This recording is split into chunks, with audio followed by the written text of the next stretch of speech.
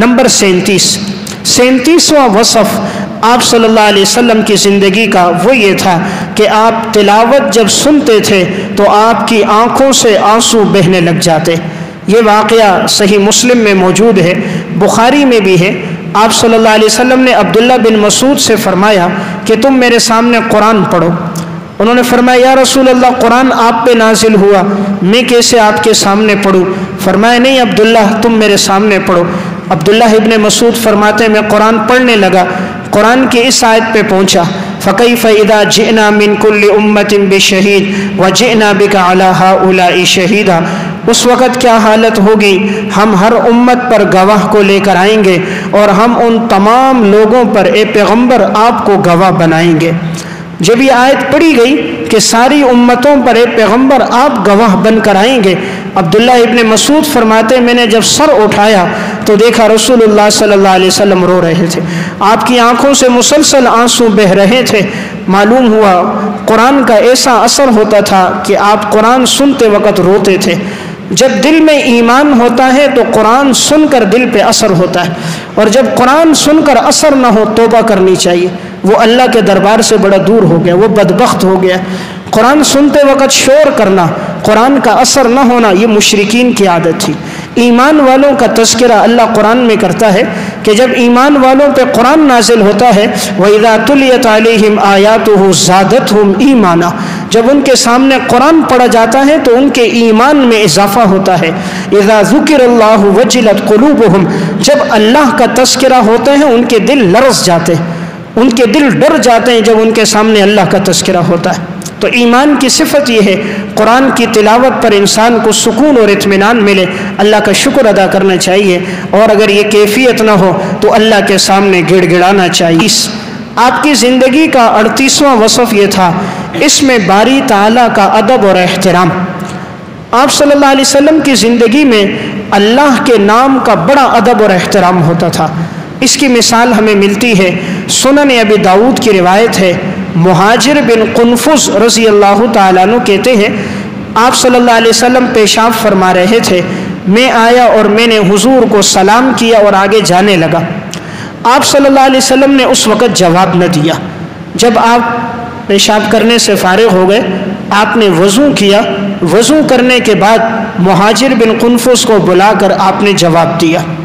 انہوں نے کہا یا رسول اللہ آپ اس وقت بھی جواب دے سکتے تھے، لیکن آپ نے اس وقت جواب نہ دیا، تو آپ صلی اللہ علیہ وسلم نے ارشاد فرمایا، آپ نے فرمایا انی کرہت ان اذکر اللہ عز وجل الا علی طہر، میں نے اس بات کو ناپسند کیا کہ میں اللہ کا نام لوں بغیر وضو کے۔ السلام علیکم میں السلام اللہ کا نام ہے، اللہ کے 99 ناموں میں السلام بھی ایک نام ہے، تو میں اللہ کا نام بغیر وضو کے لوں یہ مجھے پسند نہیں تھا، اس لیے میں نے وضو کر کے تمہیں سلام کا جواب دیا۔ اس سے اندازہ کریں آپ صلی اللہ علیہ وسلم کے دل میں اللہ تبارک و تعالیٰ کے اسماء کا کتنا ادب اور احترام تھا۔ تو ہمیں بھی کوشش کرنی چاہیے اللہ کے نام کا اور حضور کے نام کا ادب اور احترام ہونا چاہیے۔ حضرت بشر حافی رحمۃ اللہ علیہ بڑے اللہ والے بزرگ گزرے ہیں، ان کی ابتدا کی زندگی شراب و کباب میں گزری تھی۔ تفسیر کبیر میں بسم اللہ الرحمن الرحیم کی تفسیر میں واقعہ ہے، یہ فرماتے ہیں ایک دن میں شراب کے نشے میں مست جا رہا تھا، راستے میں چلتے چلتے ایک جگہ میں نے کاغذ نیچے گرا ہوا دیکھا، اس کاغذ پر بسم اللہ الرحمن الرحیم لکھا تھا۔ اگرچہ شراب کے نشے میں تھے لیکن دل میں ایمان تو موجود تھا۔ مسلمان کے دل میں ایمان کی حرارت ہوتی ہے، صرف اس کو چنگاری لگانے کی دیر ہوتی ہے، ایمان دل سے کبھی ختم نہیں ہوتا۔ اس نے جب دیکھا اللہ کا نام نیچے گرا ہے، فوراً اسے اٹھایا، جیب میں ہاتھ ڈالا تو 2 درہم تھے، 2 درہم کی جا کر اس نے خوشبو خریدی، خوشبو لے کر آیا، اللہ کے نام پہ خوشبو لگائی، خوب لگائی، اسے لگا کر اونچی جگہ پہ رکھ دیا۔ جب یہ رات کو سویا تو ایک غیبی آواز اس نے سنی کہ اے بشر، تو نے ہمارے نام کو خوشبودار کیا، ہم تیرے نام کو رہتی دنیا تک معطر اور خوشبودار کر دیں گے۔ اللہ نے پھر اسے توبہ کی توفیق دی اور پھر یہ ایسا نیک صالح متقی انسان بنا کہ آج بھی جب اولیاء اللہ کا نام آتا ہے تو اس میں حضرت بشر حافی رحمہ اللہ کا نام سب سے نمایاں ہوتا ہے۔ تو اللہ کے نام کا ادب تھا، اللہ نے ادب پر کتنا مقام دے دیا۔ آج جیب سے 5 روپے کا سکہ گر جائے، 5 تو زیادہ کہہ رہا ہوں، 2 روپے کا سکہ گر جائے، ہم نیچے جھک کر اٹھاتے ہیں۔ اخبار گری ہوتی ہے، اللہ کا نام ہوتا، ہم نہیں جھکتے۔ 2 روپے کی قدر ہے، 5 روپے کی قدر ہے، رب کے نام کی قدر نہیں۔ اللہ کا نام نیچے گرا ہوگا، مسلمان نہیں جھکے گا۔ معلوم ہوگا اس اخبار میں رب کا نام ہے، کس کاغذ میں اللہ کا نام ہے، اللہ کے پیغمبر کا نام ہے، لیکن ہمارا ایمان نہیں رہا نا۔ آج پیسے پر ایمان ہے، دولت پر ایمان ہے۔ دوسری طرف دیکھیں آپ صلی اللہ علیہ وسلم کا اللہ کا نام ذاتی نہیں ہے، صفاتی نام ہے السلام، لیکن آپ نے بغیر وضو کے جواب دینا مناسب نہیں سمجھا۔ تو اللہ نوازتا تب ہے جب انسان مستحبات پر بھی عمل کرتا ہے، جب انسان مستحبات کو بھی لیتا ہے تب اللہ نوازتا ہے، جب سنتوں پر بھی عمل ہوتا ہے تب اللہ نوازتا ہے۔ ایک بادشاہ گزرے سلطان محمود غزنوی رحمہ اللہ، تاریخ فرشتہ میں واقعہ ہے۔ یہ دنیا کا دوسرا سب سے بڑا فاتح تھا، پہلا چنگیز خان، دوسرا سلطان محمود غزنوی۔ سلطان محمود غزنوی کا ایک غلام تھا، اس کا نام تھا محمد۔ ایک دن ایسا ہوا کہ سلطان نے اپنے اس غلام کو کہا تاج الدین۔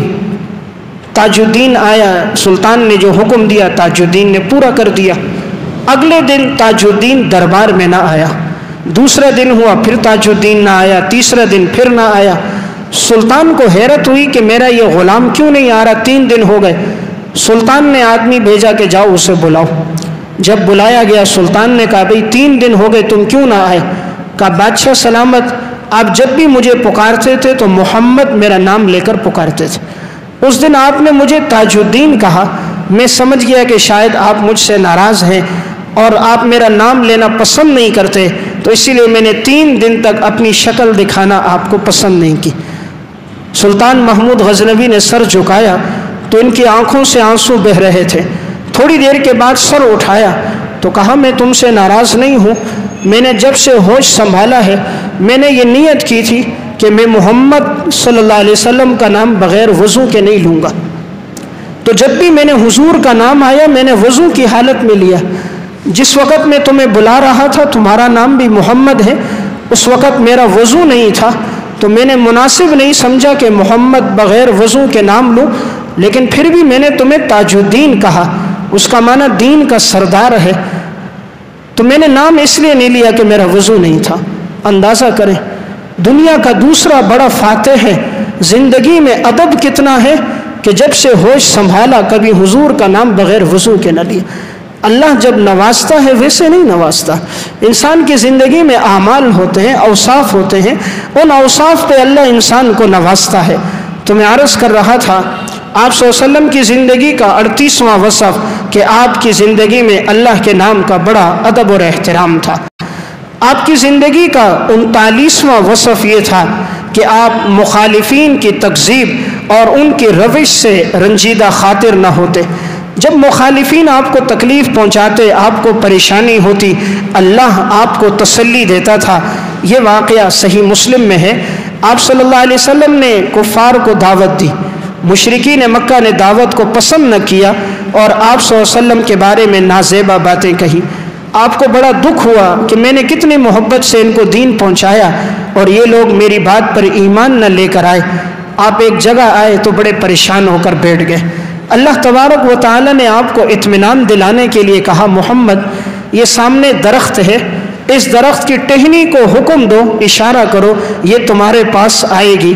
آپ صلی اللہ علیہ وسلم نے اشارہ کیا، درخت کی ٹہنی ٹوٹی اور یوں چل کر آئی جیسے انسان چل کر آتا ہے، چل کر آپ کے پاس آئی، آپ کو سلام کیا۔ آپ نے کہا دوبارہ جا، واپس یوں چل کر گئی جیسے انسان چلتا ہے، جا کر وہ اپنے درخت کے ساتھ لگ گئی۔